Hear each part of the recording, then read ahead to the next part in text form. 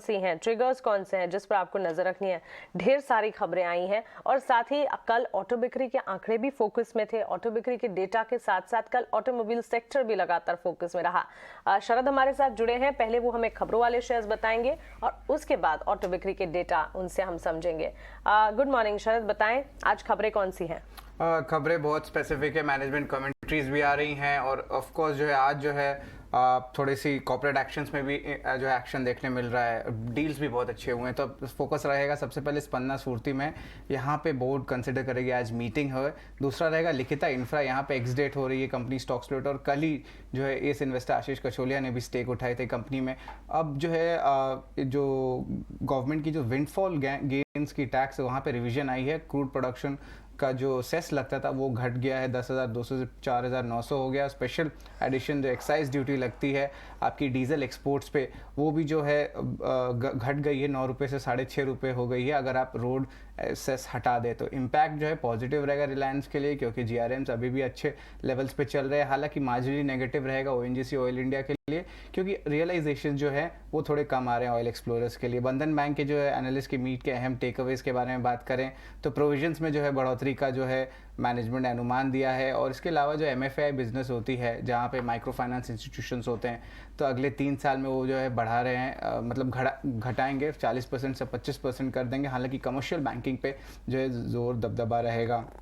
बंधन बैंक में important block deal भी हुई थी और यहाँ पे लगभग 90 लाख शेयर्स की जो एक्विजिशन हुई है, almost 0.55% stake Plutus wealth management की जो कंपनी है वहाँ पे। डील के बात करें तो वीनस पाइप्स भी फोकस में रहेगा। यहाँ पे आशीष कचोलिया जी की प्रमोटेड कंपनी हिमालय फाइनेंस ने 5 लाख शेयर्स की जो एक्विजिशन की है, लगभग 2.5% स्टेक है ये। पॉलिसी बाजार का अहम ब्लॉक डील होने वाला है आज, और यहाँ पे हमारे सोर्सेज कह रहे हैं कि सॉफ्ट बैंक जो है लगभग 5% स्टेक बेचेगा 1,000 करोड़ रुपए को लेके, और ये जो टोटल डील साइज रहेगा 2.2 करोड़ शेयर्स का रहेगा। डिस्काउंट पे चलेगा 5% का, और याद रखिए इनका स्टेक जो है अभी 10% से घट के अब 5% हो जाएगा। हाल ही में सॉफ्ट बैंक ने जो अपनी स्टेक पेटीएम में भी बेचे थे, वहाँ पे भी उनका स्टेक अब 12% हो गया। वेस्ट लाइफ वुडवर्ल्ड का विजन 2027 का अपडेट, यहाँ पे एवरेज यूनिट वॉल्यूम से फोकस करेंगे, जहाँ पे मील्स पे जो डबल डाउन होने वाले हैं, और इसके अलावा जो है लगभग 250 से 300 नए स्टोर्स खोलेंगे अगले 5 साल में।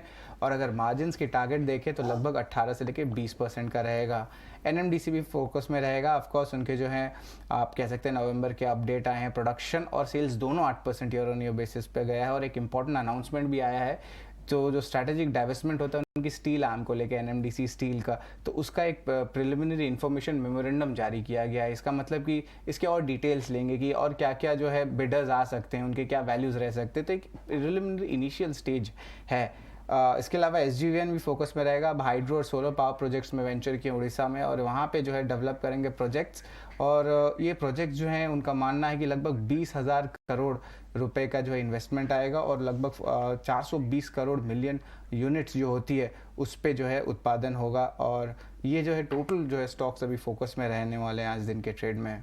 कई सारे स्टॉक्स फोकस में, और वेस्ट लाइफ फूड वर्ल्ड की अगर बात करें 5 साल में इन्होंने एवरेज फूड सेगमेंट वॉल्यूम्स जो है वो दोगुना होने की संभावना बताई है। इस स्टॉक को लगातार हम डिस्कस भी करते हैं, और इस पूरी खबर के पीछे क्या एनालिसिस है, क्या कुछ है कंपनी का मानना, और ये पूरा डिसीजन क्यों लिया गया है, इस पर आगे विस्तार से एक रिसर्च भी आपको कर बताएंगे।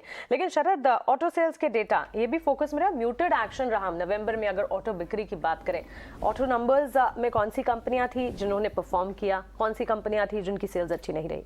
जी बिल्कुल, पोस्ट मार्केट आज जो है आपको हीरो मोटो के नंबर भी आए थे, तो वो बेटर देन एस्टिमेट्स थे, लेकिन ओवरऑल देखा जाए तो बहुत मिले जुले सेट ऑफ नंबर्स देखने मिल रहे हैं। जो पैसेंजर व्हीकल से वो इन लाइन थे एस्टिमेट्स को लेके, लेकिन 2 व्हीलर्स में अभी भी डिसअपॉइंटमेंट रहा है। बस हीरो मोटो कॉर्प को जिसमें मैंने जिक्र किया उसको अब बस हटा दीजिए, क्योंकि वहाँ पे एक आउटलायर देखा है, लेकिन अभी भी जो है रूरल डिमांड पूरी तरह से पिकअप नहीं हुई है। हालांकि साइंस आ रहे हैं कि इन्फ्लेशन ईज आउट हो रहे हैं, तो ये एक ट्रैकिंग जो है डेवलपिंग स्टोरी है। ट्रैक्टर्स में एक सरप्राइज हुआ है, क्योंकि फेस्टिव सीजन के बाद जो था अनुमान भी था कि 3 से 5% एवरेज जो है उछाल देखने मिलेगा ईयर ऑन ईयर बेसिस पर, वो देखने मिला।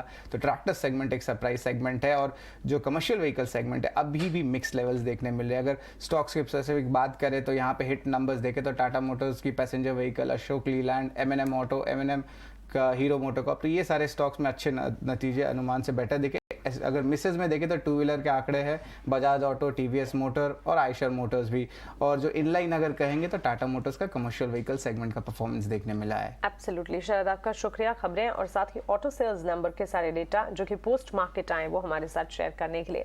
ऑटोमोबाइल सेक्टर के लिए सेल्स डेटा नवंबर में म्यूटेड जरूर रहे, लेकिन सालाना आधार पर डेटा अगर देखेंगे वहां पर ठीक ठाक एक्शन दिखा। नजर हमें मंथ ऑन मंथ बेसिस पर ही रखनी चाहिए, लेकिन पिछले दिनों या पिछले महीनों में ऑटो बिक्री के डेटा में जो आउट परफॉर्मेंस है उसके चलते ये जो एक कमजोरी नवंबर के डेटा में आई है उसे नेगेट किया जा सकता है एक महीने के लिए। ऑफ कोर्स नवंबर के डेटा जो इसमें म्यूटेड एक्शन चाहे किसी भी सेगमेंट में हो दिखा है। कई